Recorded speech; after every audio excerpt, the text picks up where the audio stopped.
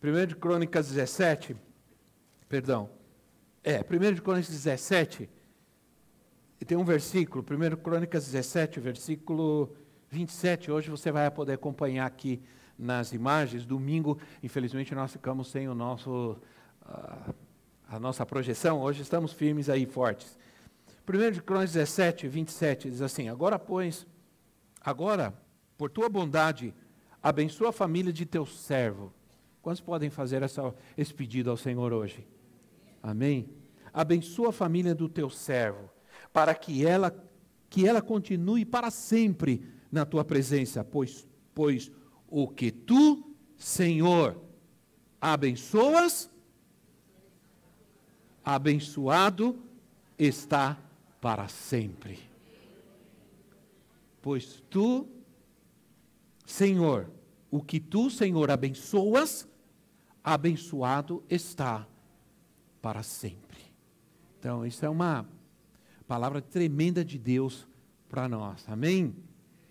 Quantos entendem isso? Quantos querem isso? Quantos querem fazer esse pedido hoje ao Senhor? Senhor, abençoa a família do teu servo. Eu sou teu servo. Abençoa a família do teu servo. Quer fazer essa oração? Aí no seu lugar, vai a sua cabeça um instante. E diz assim: Senhor, eu quero ser teu servo. Abençoa a família do teu servo. Abençoa a minha casa. Abençoa essa manhã a nossa vida, Senhor. Fala conosco, queremos ouvir a tua voz, Senhor. Tua palavra possa vir com poder. Não palavras de sabedoria humana, mas palavras cheias do poder de Deus. Palavras de sabedoria do Senhor, palavras de graça, palavras de poder e de autoridade de Deus. Senhor, muito obrigado por este momento de fé que nós vivemos agora. Queremos que o Senhor estar conosco. Traz a tua cura, a tua libertação, Senhor. Há pessoas que estão enfermas, pessoas que estão doentes, temos irmãos que estão, Senhor, em hospitais, tremendamente enfermos. Te pedimos que o Senhor os guarde, que o Senhor esteja com eles. Nós oramos também que o Senhor guarde teu povo, Senhor, de toda peste e toda praga. Estamos ouvindo, Senhor, que no mundo há doenças, há pestes que estão afetando o Senhor, vírus que estão atacando, Senhor, as nações, mas nós pedimos que o Senhor guarde teu povo, que o Senhor guarde a nossa vida, que o Senhor guarde a nossa nação, Senhor. Em nome de Jesus, de toda a epidemia, em nome do Senhor, que o Senhor guarde nosso corpo, seja protegido, Senhor, do ataque de todo tipo de vírus, e que possamos, ó Deus, ser protegidos pelo Senhor, dessas doenças que estão hoje no mundo. Obrigado, Pai, nós te agradecemos, nós te louvamos, nós te exaltamos no nome de Jesus, amém. Amém, aleluia. Deus é bom, né, irmãos? Deus nos guarda, não fiquem com medo, a Bíblia diz que não devemos ter medo, que não devemos temer o mal que possa vir. O Salmo 91 diz que nenhuma peste, nenhuma praga nos alcançará. Não é verdade? Porque o Senhor nos guarda. O povo de Israel foi guardado por Deus no deserto e durante 40 anos andou. Durante 40 anos peregrinou no deserto. Nunca ninguém ficou doente. Nunca sua roupa se gastou, não havia entre eles sequer alguma pessoa que mancasse. Durante 40 anos diz a palavra de Deus que os sapatos dos seus pés não se gastaram e a roupa do seu corpo também não se gastaram. Porque Deus estava com eles. Não é verdade? Então, quando Deus nos abençoa, para sempre somos abençoados. Guarda essa palavra de Deus na tua vida hoje. Vamos abrir as nossas Bíblias. No versículo que está aqui no nossa imagem, que é o versículo tema, é o versículo do tema deste mês, que diz, Romanos capítulo 8, versículo 37. Romanos capítulo 8, versículo 37. Mas em todas estas coisas, somos mais que vencedores por meio daquele que nos amou. Amém? Eu vou contar até 3, nós vamos ler juntos este versículo. Você vai declarar comigo, mas você vai fazer isso com fé, irmãos. Né? Você vai fazer isso com ânimo. Parece que o ano começou e você começou o ano meio com o freio de mão puxado. Né? Então, vamos todos juntos com muita força, com fé.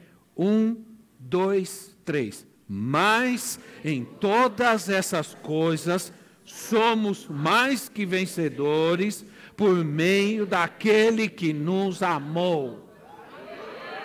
Amém. Amém.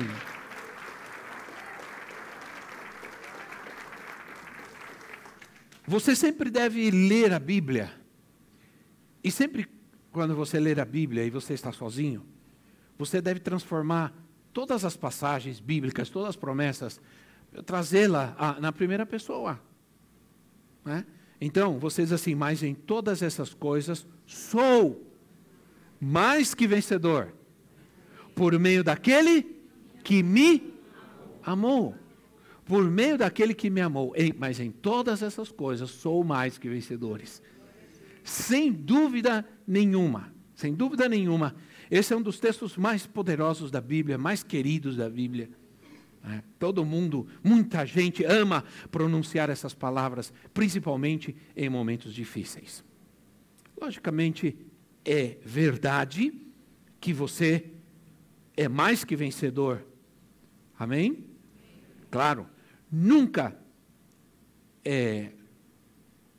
você deve ler uma passagem bíblica sem tomar em conta o contexto.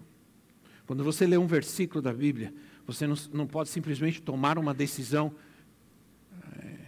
ou tirar uma conclusão, ou tomar uma decisão em relação àquele versículo, sem você considerar o contexto. Porque a Bíblia, ela interpreta a si mesma.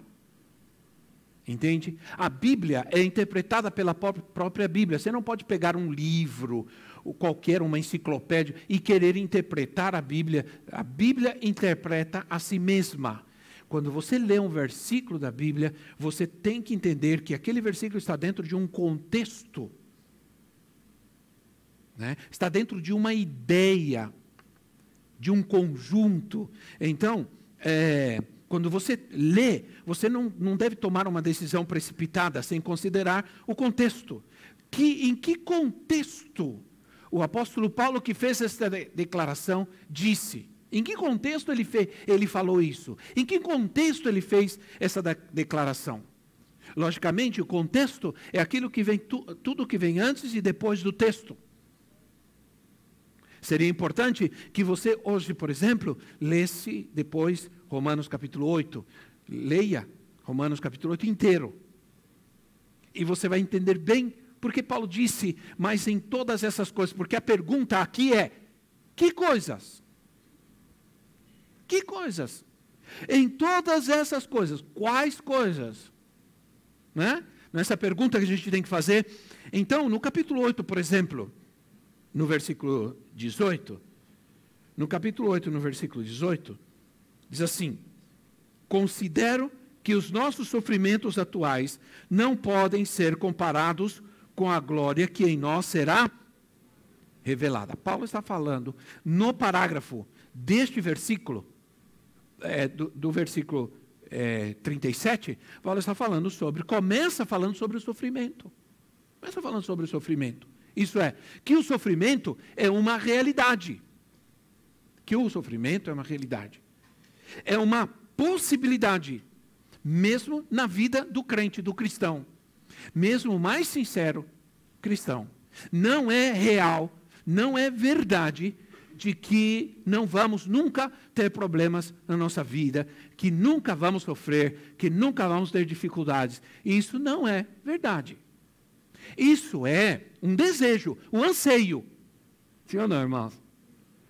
Mas não quer dizer que o crente nunca vai ter problemas, nem lutas, nem dificuldades, e muito menos sofrimentos. Mas o que está dizendo é, quando nós estamos no meio do sofrimento, devemos nos lembrar da glória que nos espera. E esse é o consolo que temos como cristãos, que no meio do sofrimento há uma glória que me espera. Como disse o salmista, ainda que eu ande pelo vale da sombra da morte, não temerei mal algum, porque tu estás comigo.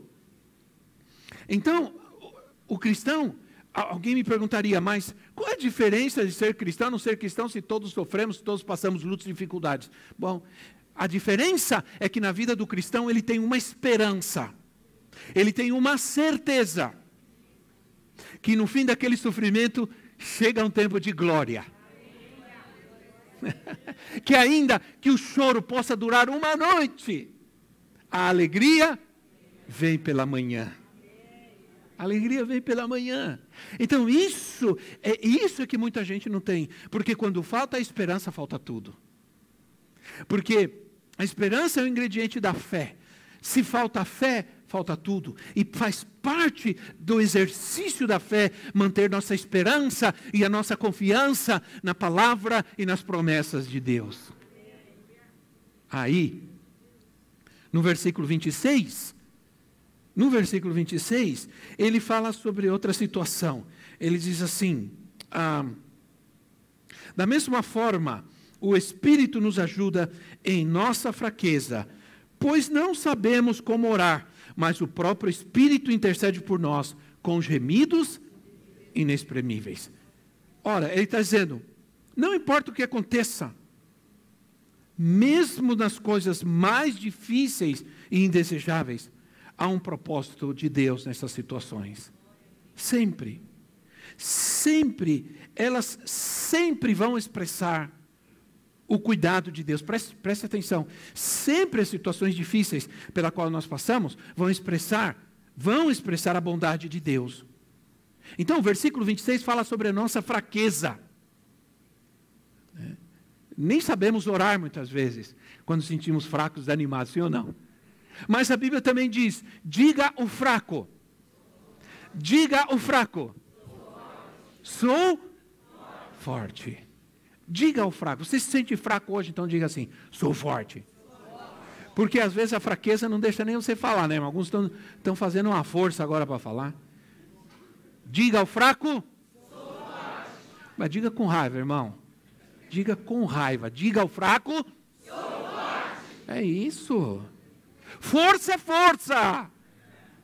Sim ou não? Ninguém pode dizer assim, chega diante numa briga e diz assim, eu sou forte, eu sou forte. Cuidado comigo que eu sou forte. Isso não funciona. Sim ou não? Diga ao fraco. Sou forte. Aleluia. Então, mesmo nos momentos difíceis, o Espírito Santo nos ajuda. Ele está conosco. Nos ajuda inclusive a orar de forma que alcancemos a Deus. Porque a Bíblia diz que devemos orar conforme a sua vontade. E muitos de nós temos muitas dificuldades de conhecer a vontade, entender a vontade de Deus. Então, um dos aspectos da oração é conhecer os propósitos de Deus.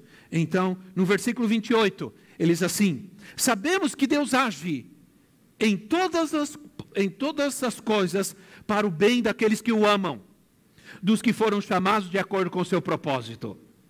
Ora, Deus age em quantas coisas? Em quantas coisas?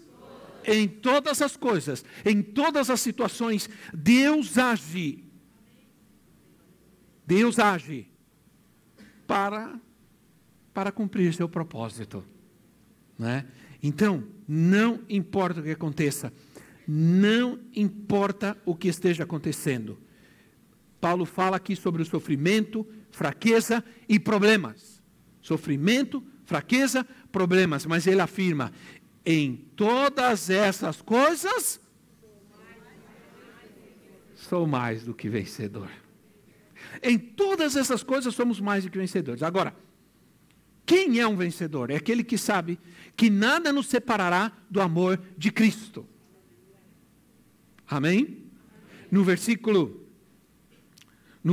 36, ele diz assim: como está escrito, por amor de ti enfrentamos a morte, todos os dias somos considerados como ovelhas destinadas a um matadouro. Ora, a tribulação, ele diz, a perseguição, a fome, a nudez, o perigo, a espada, olha o que ele menciona. Né? São muitas situações difíceis e dramáticas, pelas quais, sim, um cristão pode passar. Por mais angustiantes que sejam os problemas, eles não podem nos afastar de Cristo. Eles não vão nos afastar de Cristo. Não podem afetar a nossa fé. Não podem afetar a nossa oração.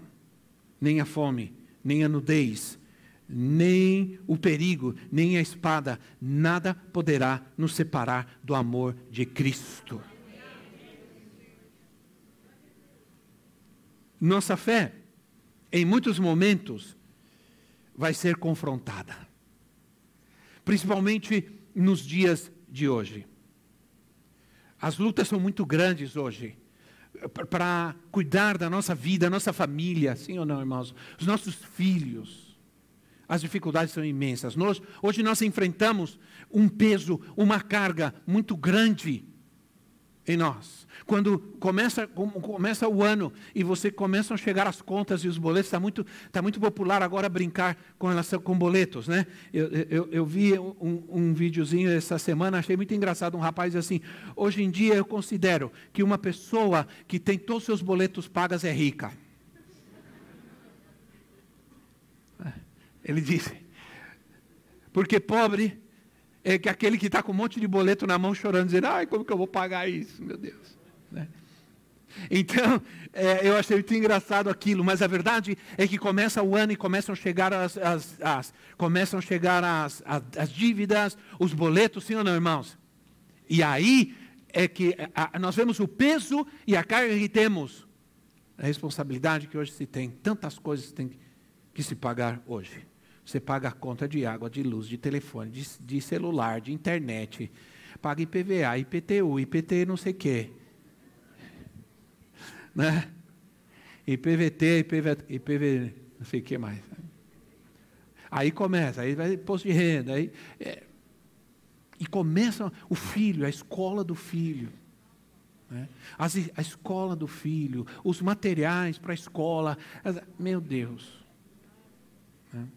Então, hoje vivemos numa sociedade com ideologias contra Deus, com ideologias contra a fé, ideologias contra a família. Né? O reino das trevas se levantará cada vez mais, furiosamente nos últimos dias. E a igreja deve se preparar, e aquele que tem fé tem que se preparar para enfrentar tempos difíceis. Mas nós temos esperança. E esperança, como diz assim, o que se vê não é esperança, mas esperança é o que não se vê, é aquilo que nos está prometido por Deus. Porque se Deus prometeu, eu tenho confiança e esperança, porque foi Deus quem prometeu. Uma esperança que não se vê, mas é uma certeza de que aquele que prometeu, aquele que disse, cumprirá certamente, porque Ele é fiel e verdadeiro.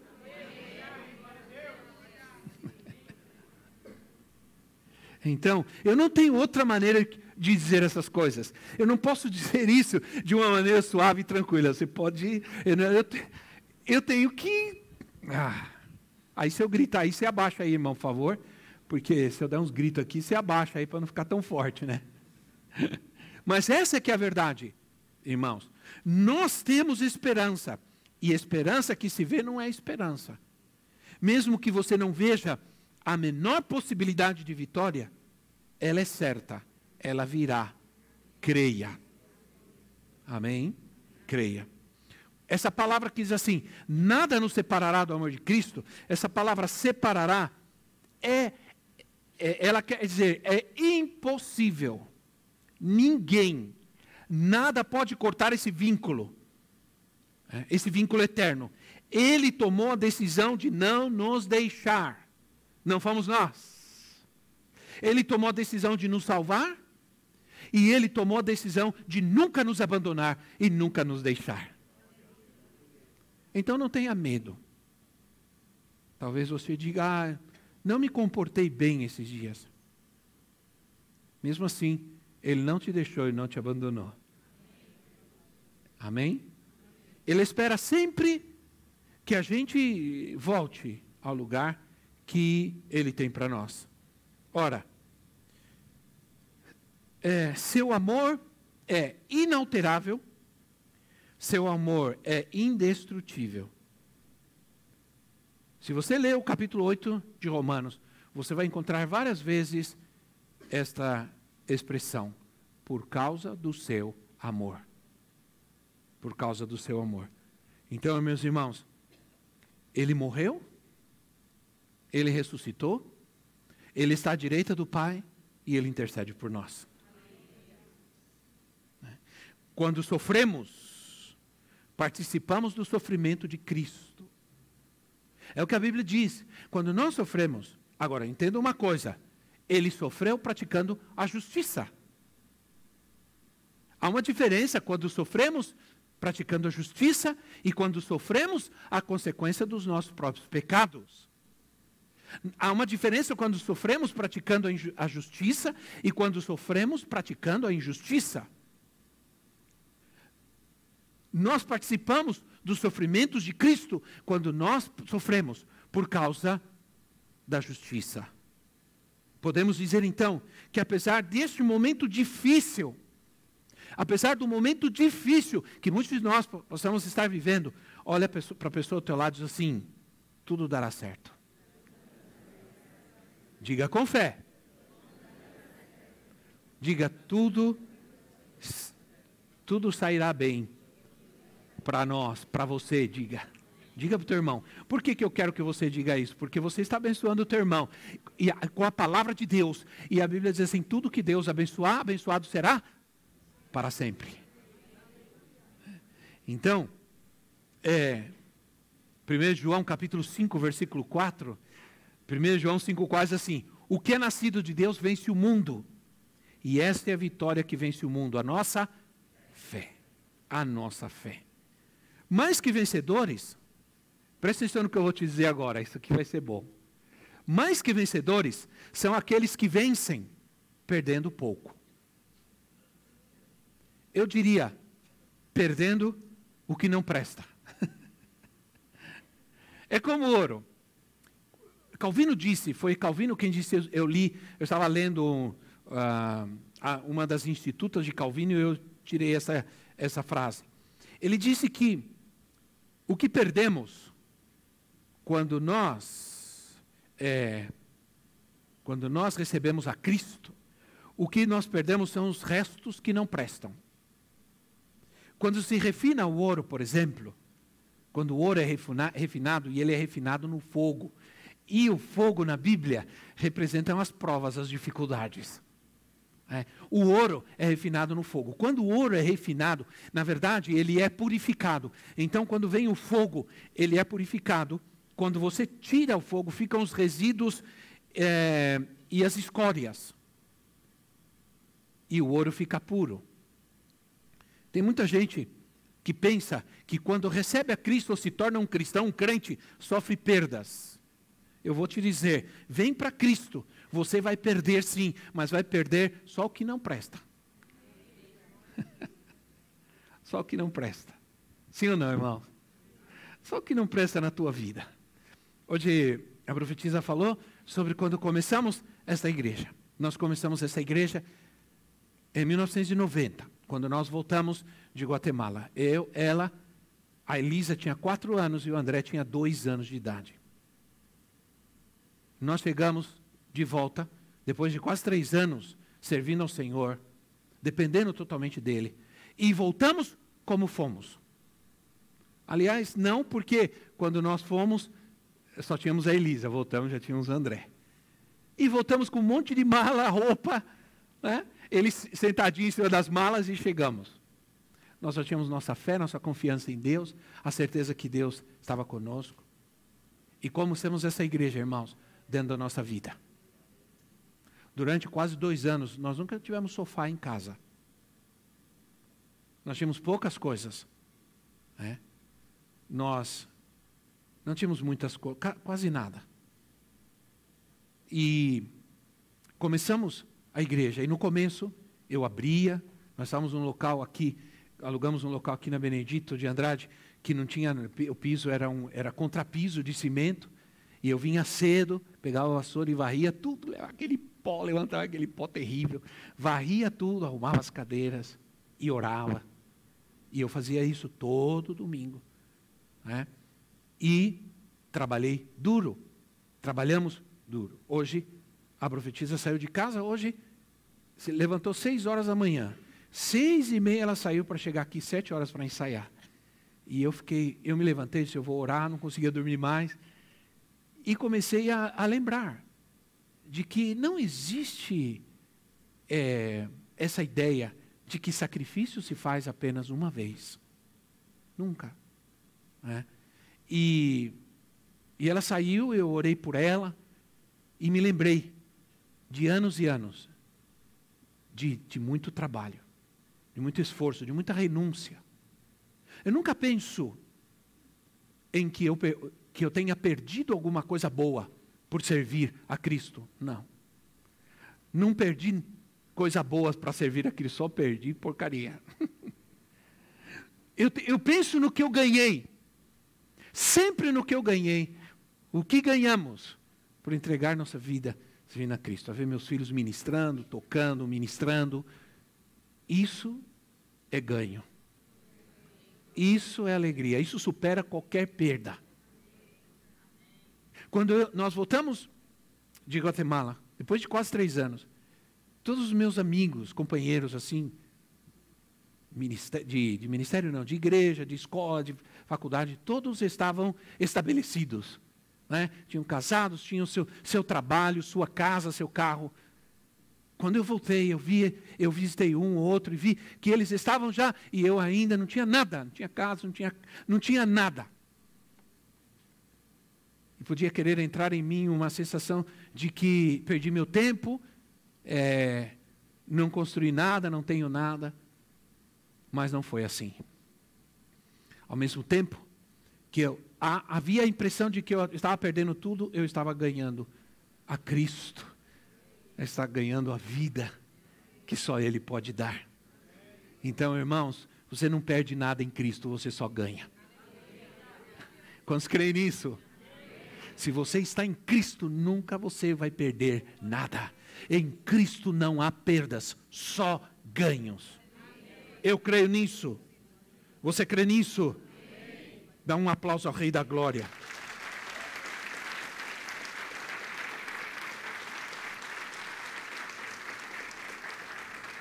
Eu me lembro que eu não tinha, no começo da igreja, aqui não tinha carro. Então eu comecei a visitar os primeiros irmãos carregando a Elisa e o André no colo. O André era muito agarrado comigo, não queria sair do meu colo de jeito nenhum. E a Elisa não queria andar sem dar as mãos, já era independente desde 2 anos de idade. E a gente pegava o ônibus e ia visitar as pessoas e tudo. Um dia um irmão chegou e falou para mim, olha, eu tenho um dinheiro, eu quero te dar um dinheiro para você comprar um carro. E aí compramos um carro, o dinheiro dava para comprar um carro velhinho. E aí compramos o carro. Só que o carro tinha um sério problema no assoalho do motorista. E eu dirigia vendo o chão. E não podia de jeito nenhum pegar chuva, nem poça d'água. Porque senão inundava tudo dentro. Aí um dia, começamos o culto, e ele estava estacionado, um marronzinho, estacionado na frente da igreja. Um carro perdeu o controle numa curva e deu no meio do carro. Foi ferrugem para todo lado, irmão. Foi ferrugem para todo lado. Arrebentou o carro. Já não era coitado, já não era nada. Acabou com o carro. Dali foi para o ferro velho.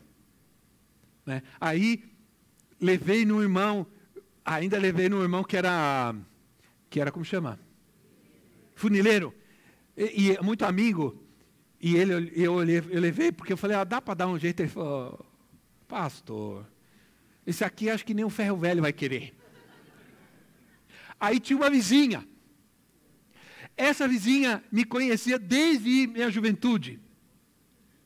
Ela me viu, aí viu a situação, olhou o carro e falou assim, eu tenho um carro, olha, me dá esse carro aqui de entrada. Eu falei, como assim? Ela só queria me ajudar. E me deu um outro carro. E deu para nós um outro carro. Um carro melhor. Melhor. Não era lá essas coisas, mas era melhor. Então, eu tenho muitas histórias, irmãos, do que vivemos, para podermos estar aqui. Nunca perdemos nada. Só ganhamos. É isso que você quer na sua vida? Nós podemos resumir o capítulo 8 de Romanos da seguinte maneira. Um homem que é fraco, mas vence todas as batalhas. Pode ser que você agora mesmo esteja lutando com algo difícil. Algo difícil que domina a sua vida, que sua casa, sua família. Você pode estar neste momento muito afligido pelas lutas, pelas angústias. Também pode estar muito afligido pelas tentações e pecados que te perseguem, ou melhor, que te perseguem. Você se sente fraco? Alegre-se, porque essa mensagem é para você. Essa mensagem é para você. Essa mensagem é de Deus. Somos fracos, mas podemos ser vencedores. Porque há uma esperança na glória que está lá na frente. É muitas vezes, através das opressões, das lutas, dificuldades, que nós nos interessamos em cuidar da nossa vida espiritual. Às vezes nós não nos preocupamos com a nossa vida espiritual, até o momento que nós percebemos que nada pode nos ajudar, senão Deus. Cuidado. Porque não são todas as oportunidades da nossa vida que devemos aproveitar. Alguns dizem, não posso perder essa oportunidade. Pode sim, e deve. Porque ela pode não ser boa para você. Há oportunidades que nos enfraquecem com Deus. Há oportunidades que têm o propósito de nos afastar de Deus. Mas mais que vencedores são aqueles que estão abraçados à cruz de Cristo. Hoje nós vamos celebrar a ceia. E o que estamos fazendo? A ceia é um memorial, onde nós nos lembramos do sacrifício de Jesus na cruz do Calvário, onde nós abraçamos a cruz e abraçamos com força.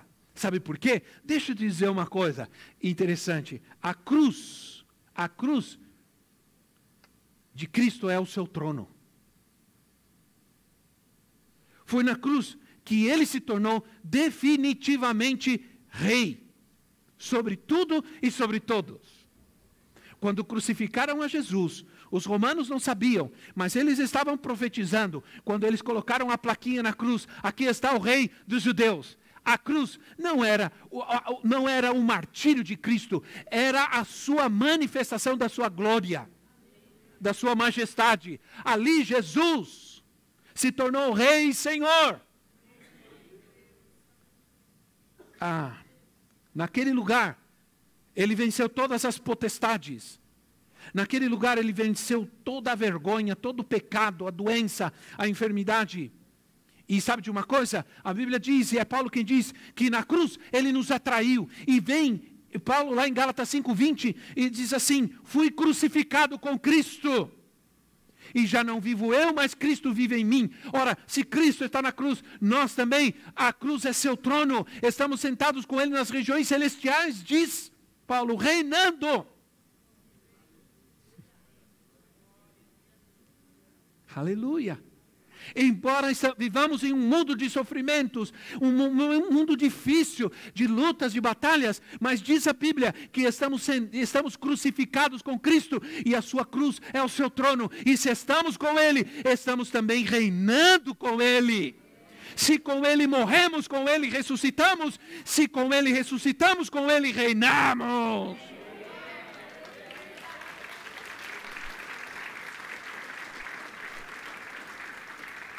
A cruz não é um lugar de derrota. Por isso a gente critica muito quando se coloca a cruz com o Cristo lá. E ele lá sofrendo. Isso já não é uma realidade. Isso não aconteceu. A cruz não é um lugar de derrota. É um lugar de vitória. Quer usar uma cruz? Use uma cruz sem Cristo ali. Porque a cruz vazia, sim, representa a vitória. Somos mais que vencedores, porque estamos com Ele, reinando. Não há formas de questionar isso em todas essas coisas que nós já vimos. É uma declaração escrita, sabe? Paulo diz assim, somos mais que vencedores em Cristo. Isso é uma declaração escrita. Uma declaração escrita é uma legalidade. Infelizmente há pessoas que, embora elas tenham essa declaração escrita de que são vencedores, vivem plenamente, totalmente derrotados, sim ou não? Disse Spurgeon. Spurgeon foi visitar uma senhora. E diz que essa senhora estava doente, bastante doente, já tinha bastante idade. E ela estava, e quando ele a visitou, ele observou que havia um quadro. E nesse quadro tinha como que parecia um documento, um papel, um documento que estava ali nesse quadro. E essa senhora estava muito pobre, muito necessitada. E ele ficou curioso com aquele documento, ele pegou aquele documento e foi olhar. E ele perguntou para ela, o que é isso? Ela disse, não, eu trabalhei com uma mulher durante muitos anos. Era uma mulher muito rica, eu trabalhei com ela há muitos anos. E ela me deu isso, e eu guardei como lembrança. E ele olhou aquilo, e ele falou, senhora, deixa eu ver o que é isso aqui. E levou para ver o que era. E resulta que aquilo era uma declaração de herança para aquela mulher. Ela era herdeira de milhões e milhões e milhões e milhões. Só que durante muito tempo, ela guardou aquilo, colocou aquilo numa parede e deixou como lembrança. E passou uma vida de aperto, de luta e dificuldade. Legalmente, ela era uma mulher riquíssima. Mas há um aspecto legal e um aspecto experiencial. Qual você quer viver? Né? Ela não depende da nossa vida, nossa vitória pessoal, mas a vitória é do Senhor Jesus Cristo. Foi Ele quem na cruz do Calvário firmou o documento da nossa legalidade, da nossa salvação, da nossa libertação, da nossa cura e do milagre. Diz Paulo, a dívida de escrita que era contra nós foi destruída por Ele na cruz do Calvário. Entende? Então, aí, uma coisa é ser salvo, outra coisa é ser vencedor. Nós precisamos entender isso. Nós precisamos assumir que somos mais que vencedores em Cristo e viver essa força, viver essa vitória, viver essa palavra como verdadeira em nós, pegar isso e trazer para a nossa vida e viver, e não deixar pregado num papel ou dentro da Bíblia em cima da mesa fechada, não. Vamos viver como Deus disse que deveríamos viver, como gente mais que vencedora. Diz assim, Gálatas 4:1, digo, pois, e com isso vou terminando, digo, pois, que durante o tempo em que o herdeiro é menor, em nada difere de escravo, posto que ele é senhor de tudo. Entende? Então, naquela época, quando um homem tinha um filho, ele criava aquele filho, muitas vezes, ele era criado junto com os filhos dos escravos. Né? Havia essa ideia de criar aquela criança juntamente com o filho dos escravos. Então ele vivia junto com os escravos ali, comia com eles, vivia com eles, mas ele era filho do herdeiro. E é isso que Paulo está dizendo, né? Então, ele não difere em nada do escravo, mas ele é senhor de tudo. Então, há muitos crentes que, embora sejam filhos, em nada diferem de um escravo, pois são donos de tudo, mas vivem como se não tivessem nada. Quando Paulo diz assim, posso todas as coisas naquele que me fortalece, ele entende que o fraco entende que ele é forte por causa da força do Senhor na sua vida. Ser um vencedor é uma questão de maturidade, não é uma questão de positivismo, de ser, isso é super fé positiva. Não. É uma questão de maturidade. Vencedores são pessoas maduras. Derrotados vivem como crianças. Vivem como crianças. Vencedores são espirituais. enquanto derrotados são carnais. Vencedores é gente de fé. Derrotados é gente incrédula, que não confia. Mais que vencedores, são adoradores. Derrotados são idólatras, mentirosos, são pecadores. E por isso, o Senhor hoje nos está chamando. Essa palavra de Deus é para nós. Amém? É para você, para mim. Em nome de Jesus. Quantos creem? Quantos podem dizer? Posso todas as coisas naquele que me fortalece. Aleluia. Aleluia. Aí, você pode dizer, somos mais que vencedores, por meio daquele que nos amou e se entregou por nós, lá na cruz do Calvário. Vamos nos colocar em pé.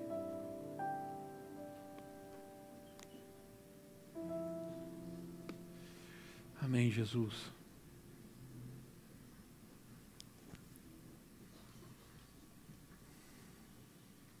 Vamos adorar ao Senhor um instante em nosso lugar. Vamos adorar a Deus, vamos dar graças ao Senhor.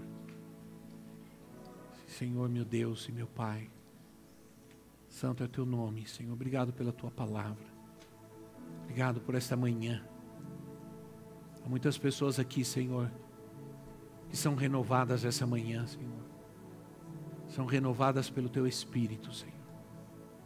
Obrigado por trazê-las aqui, cada uma delas. Porque nessa manhã, Senhor, nos faz sair daqui, Senhor, cheios de fé e de confiança. Cheio da certeza de que, embora as lutas são grandes, as nossas vitórias serão cada vez maiores, Pai. Obrigado, Senhor Jesus. Louvado, engrandecido, glorificado seja o teu nome, Senhor. Queremos te adorar, Rei da Glória. Queremos te adorar, Senhor. Aleluia. Jesus. Aleluia. Aleluia. Nome que pode ser declarado com fé apenas por aqueles que são mais que vencedores. Mais que vencedores é gente que crê no nome de Jesus. Aleluia. Que sabe que este nome tem poder. Aleluia. No nome de Jesus, a minha casa será transformada. No nome de Jesus, o doente será curado. Aleluia. Agora. Começa a dizer no nome de Jesus. E diga o nome da pessoa que você sabe que está enferma, doente, a tua casa, a tua família. Comece a dizer no nome de Jesus: fulano, ciclano está curado dessa doença, dessa enfermidade. Em nome do Senhor Jesus Cristo, a paz para mim, a paz para a minha família, a paz para a minha casa, a paz para a minha esposa, a saúde para o meu esposo, a alegria para nós. Em nome de Jesus, os meus filhos são transformados, são libertos. Os meus filhos estão na tua presença. No nome de Jesus, o diabo sai do meio das circunstâncias. No nome de Jesus, nós somos vencedores. Aleluia, aleluia, aleluia. Tenha fé, irmão. Tenha fé, porque o Senhor está fazendo isso agora. E muitos de vocês eu estou vendo. Aleluia. Estou vendo correntes sendo quebradas. Isso mesmo, prisões. Oh, Senhor, estão sendo arrebentadas pelo poder de Deus, no nome de Jesus. Oh, santo teu nome, Senhor. Mais que vencedores são adoradores. Gente que adora no meio da dificuldade, da luta. Te adoramos, Senhor, te adoramos. Isso mesmo, irmão. Diga: eu te adoro, Rei da Glória. No meio dessa situação da minha vida, eu te adoro. E sei que o Senhor já está trazendo, já está fazendo o milagre. O Senhor já está trazendo a cura, já está trazendo a libertação. Obrigado, Espírito Santo. Obrigado, meu Deus. Aleluia. Teu trono de vitória é a cruz, Pai. Teu trono de vitória é a cruz. Nela fomos resgatados, nela fomos transformados. Nela as nossas enfermidades foram curadas. Nela os nossos pecados foram levados. Obrigado, Senhor. Nela nos tornamos mais que vencedores.